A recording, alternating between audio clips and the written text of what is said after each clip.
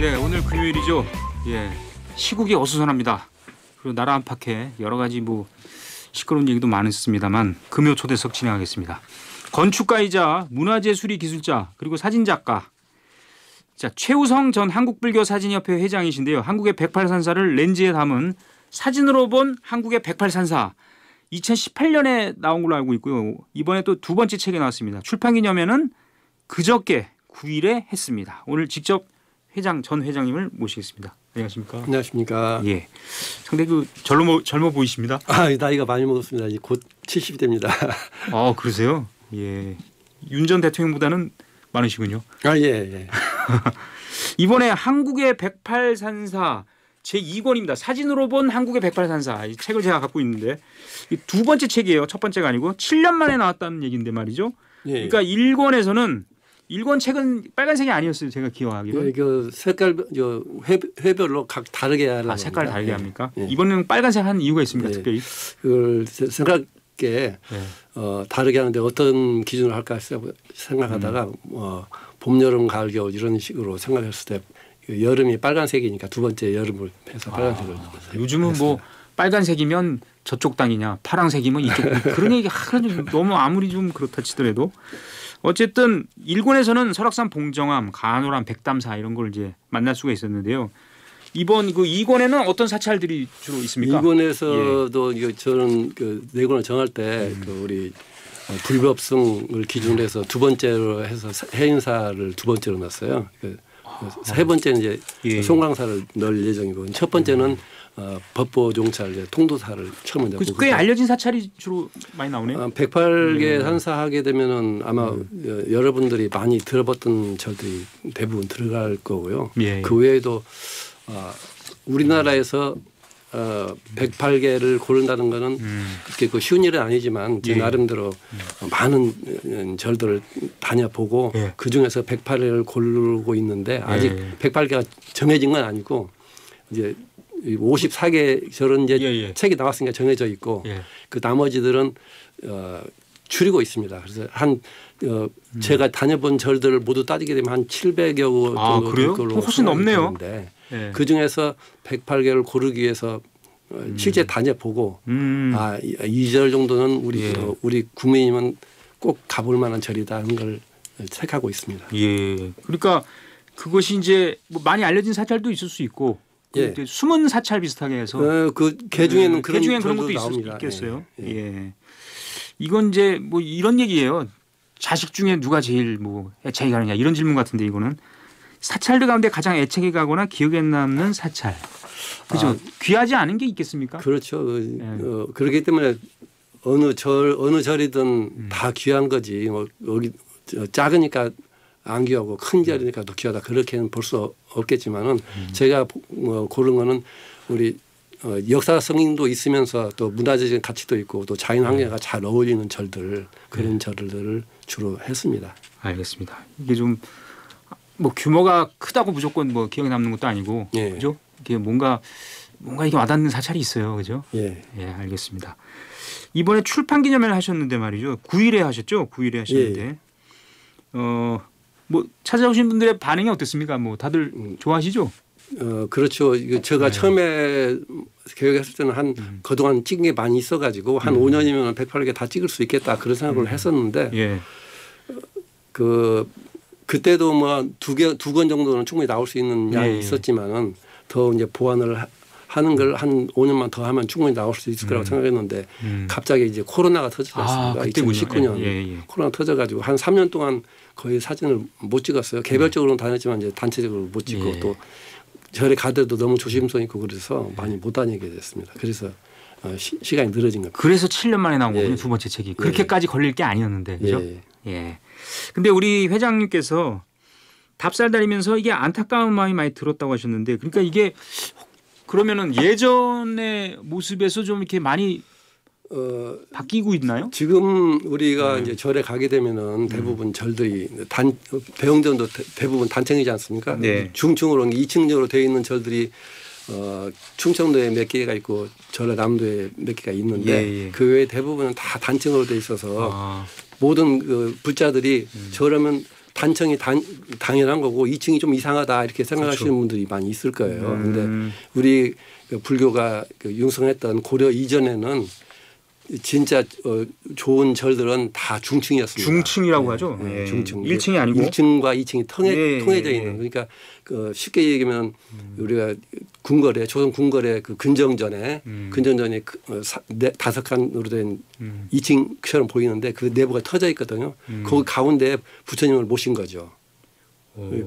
부처님이라는 거는 그냥 어떤 조각품이 아니고 그 불자들이 가장 따르고 싶어하는 경배 대상이기 때문에 그 분은 왕이나 왕 이상이다. 맞아요. 이런 의미에서 그런 건물도 그렇게 지어 모셨던 겁니다. 그러니까 우리 맞습니다. 근데 우리 지금의 그 불자뿐만 아니라 스님들도 절에는 그 단층으로 된 부처님 그 대신 이제 주변을 화려하게 절의 단청이 궁궐의 단청보다 더 화려하거든요. 그 단청으로서 그걸 커버하고 있는데 가능하면은 이 시대에도 그런 절들이 지어졌으면 싶은 생각이 드는데 우리가 그렇게 못하게 된 이유는 임진왜란 때 모든 좋은 절들이 다 불이 타고 나서 그 왕실의 도움도 별로 없고 그러다 보니까 조선시대가 그렇게 도움을 안 줬죠. 그렇죠. 그러다 보니까 스님들이 직접 그 건축 기술을 배워가지고 직접 지었거든요. 그 지은 기술로 자금이 없다 보니까 단층으로 지은 경우가 대부분이 되게 된 거죠. 그래서 그때 그래도 그때 스님들이 그런 그 포집을 많이 지었기 때문에 임진왜란 뒤에 궁궐 새로 짓는 것들도 일반인들은 그 지어본 적이 없어가지고 그렇죠. 스님들이 차출되어 가서 궁궐을 지었습니다. 야, 그러니까 우리 사찰을 보면 그러니까 예전에 왕신이나 귀족들이 처음 짓기 시작한 게 이제 우리 사찰인데 지금 말씀하신 대로 이제 전쟁도 있었고 조선시대에 그런 과정이 있어서 스님들이 그래서 지금 남아 있는 곳 중에는 그래도 그런 흔적이 있긴 있는 거예요. 지금 좀 아쉽긴 하지만. 그렇죠. 그런 얘기군요. 어쨌든 대표적으로 이제 그 경주의 그 황룡사지. 황룡사지의 그 법당이라든지 이런 규모는 궁궐 건물보다 오히려 더 7칸으로 되어 있거든요. 지금 경복궁 근정전이 5칸짜리인데 더 크네요. 7칸으로 되어 있어요. 더 큽니다. 알겠습니다. 야, 이게 단순히 그 렌즈에 담는 것 이상의 어떤 의미가 있네요, 진짜. 근데 이제 우리 작가께서는 촬영 전에 부처님 전에 108배를 올리고 그다음에 새벽녘 그 다음 날, 그러니까 이제 전날 가시는 거예요. 다음 날 새벽녘에 카메라에 담으면 굉장히 환희심이 날 것 같아요, 진짜. 제가 108배를 하게 된 게 오래됐어요. 한 15년째가 됐습니다. 매일 아침에 일어나면 한 6시쯤 되거든요. 6시에 기상을 해가지고 바로 거실 쪽에 좀 두툼한 매트를 깔고 오체 투지로 108배를 합니다. 그러면 그냥 108배가 아니고 오체 투지를 같이 하면서 108배를 그렇게 하게 되면은 시간은 좀 더 걸리는데 그렇죠. 제가 바라는 바도 더 신심이 더 깊어지고 또 뭐 육체적 운동도 일반 108배를 하게 되면은 그냥 다리 운동밖에 안 돼요. 운동이. 근데 오체 투지를 하게 되면은 전신 운동이 되거든요. 이게 팔다리 다 쭉 뻗는 거 아닙니까? 그렇죠. 제자리에서 하더라도 전신 운동이 돼서 계속 이동하는 건 아니죠. 그 자리에서 오체 투지를 한다는 말씀이시네요. 전신 운동이 되기 때문에 훨씬 효과가 더 나고 그래서 그렇게 하고 있는데 진짜 한 30분이면 30분이면 할 수 있죠. 30분이면 할 수 있기 때문에 저도 한번 시도를 해보겠습니다. 그리고 아까도 잠깐 제가 말씀드렸습니다만 다 안 아픈 손가락도 없는 거고 다 소중하고 그렇습니다만 그래도 이 카메라에 담을 만한 가치가 있는 사찰들 위주로 주로 선정하십니까? 108선사 이 사진집이기 때문에 뭐 문화재를 위주로 한 것도 아니고 뭐 어떤 그 건물 위주로 한 것도 아니고 건물도 좋아야 되겠지만 세 가지가 다 그러니까 가능하면 문화재도 있고 건물도 아름답고 아주 역사성도 깊고 좋겠지만 이 책에 나왔던 건 축사사라든지 충주에 있는 석종사 석종사는 아주 옛날 건물들은 아니거든요. 새로 지었지만은 진짜 그 정성을 다 해서 격식을 잘 갖추어서 해서 올라가게 되면은 진짜 마음이 차분해지고 어디 진짜 부처님 나라에 온 것 같은 느낌을 가질 수 있게 해서 옛날 건 아니지만 예. 좋은 절이라고 생각합니다. 그럼 그러니까 지은 지 얼마 안 됐어도 전통미라든지 이런 것들이 좀 뛰어난 게 있나 보죠? 현대 시대더라도 예. 그런 걸 딱 보면 알 수 있습니까? 그러면 그 장식이라든지 건물을 장엄이라든지 안에 모시는 부처님이라든지 그 올라가는 계단 하나하나도 느낌이 다릅니다. 예. 정성이 들어가면 확실히 누가 봐도 알 수 있어요. 그렇죠. 우리 최우성 전 한국불교사진협회 회장님은 아까 제가 앞서 말씀드렸습니다. 건축사, 그죠? 건축사시고 문화재수리 기술자시고. 예. 그러면 이제 건축가라고도 해도 되죠. 건축가를 겸하는 거죠. 예. 겸하는 건축을 전공하신 거죠. 그러니까 그러면 이제 사진을 찍으면 건축가의 눈으로 볼 수가 있고 이제 건축을 전공하셨으니까 그리고 사진가의 눈으로도 볼 수가 있고 그다음에 불자의 눈으로도 볼 수가 있고. 야 그러면 이거 좀 겹치는 부분은 없습니까?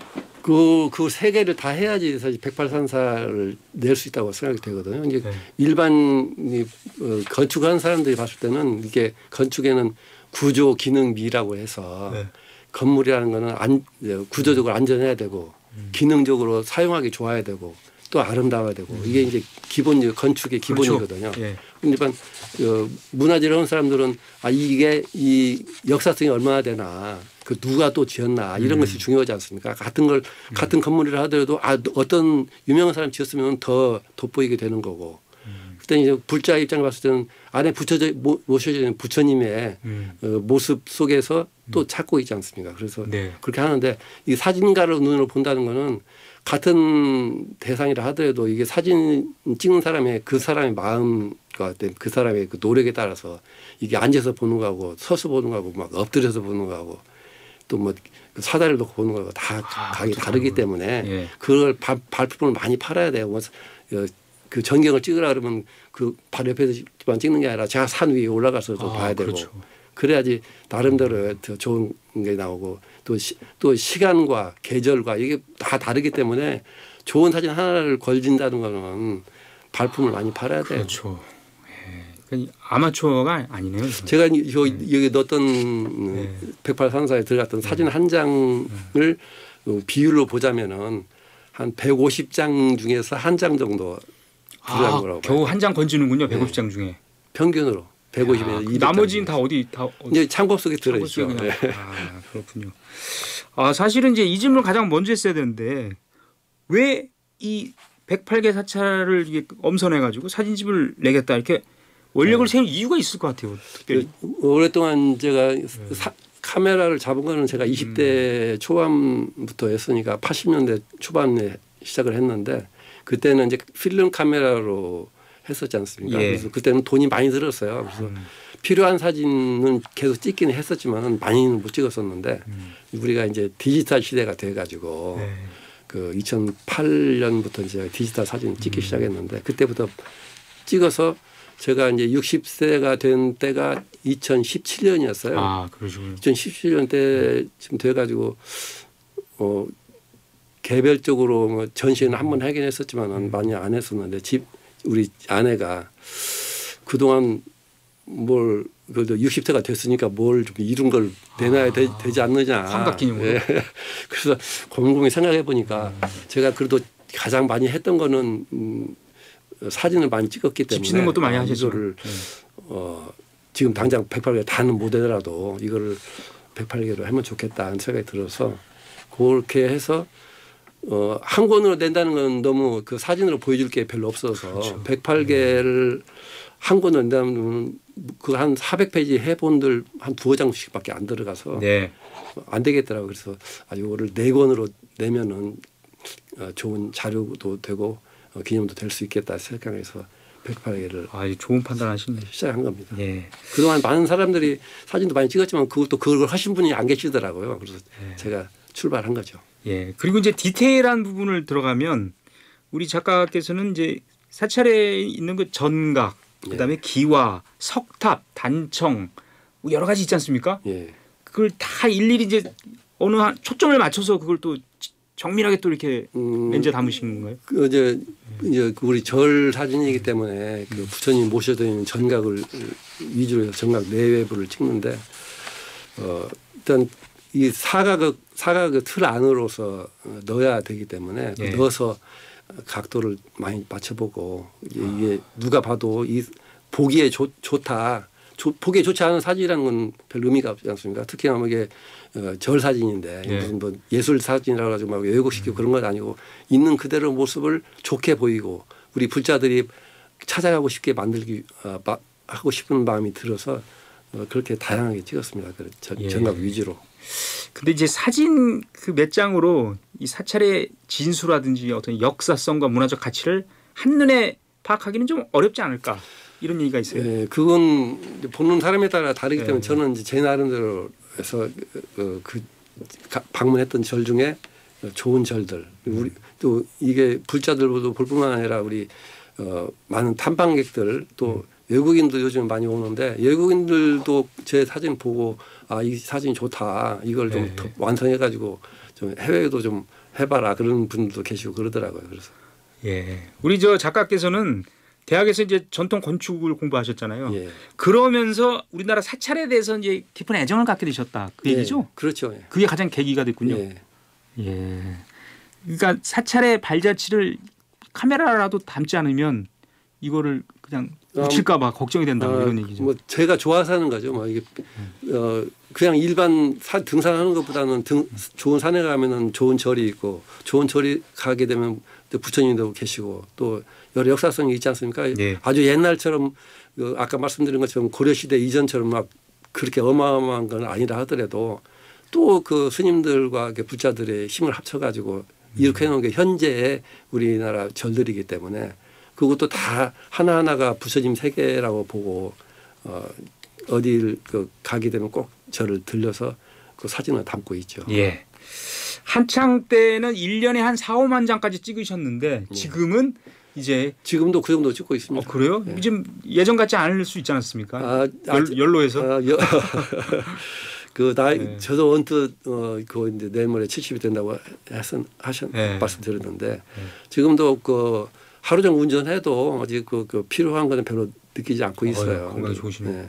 등산도 지금도 저 봉제감도 올라갈 수 있고 다리 아프지 않고 그래서 네. 다니는데 아직은 뭐 이렇게 사진 많이 찍으신 분들은 이렇게 뭐 여기 뭐 석회가 꼈다고 그러고 뭐 50견이 뭐 이런 거 있지 않습니까? 그러니까 네. 멜 때 이제 번갈아 가면서 메고 왔다 갔다 이렇게 하면서 번갈아 가면서 메고 그렇게 하고 있죠. 이게 좀 가벼운 거 쓰고 가급적. 근데 가벼운 아니고 그래도 한 3kg는 돼요. 어휴. 여러 렌즈 하나에다 뭐 하게 되면. 그것도 참 하여튼 뭐 건강 챙기시면서 잘 하고 계신데 한국 불교 사진협회 회장하셨잖아요. 네. 이 단체는 지금 어떻게 활동하고 있습니까? 좀 여러 가지 전시회도 하고 그러죠. 네, 불교 사진협회는 창립 이제 30주년이 올해가 되는 해인데요. 예. 그 전에는 27년 동안 불교 사진협회라는 그 동아리처럼 해서 서울을 본부로 해서 광주와 대구에 지부를 두고서 이렇게 활동해 왔는데 3년 전에 사단법인화가 됐습니다. 예, 그래서 서울시에서 뭐 지도도 받고 열심히 하고 있습니다.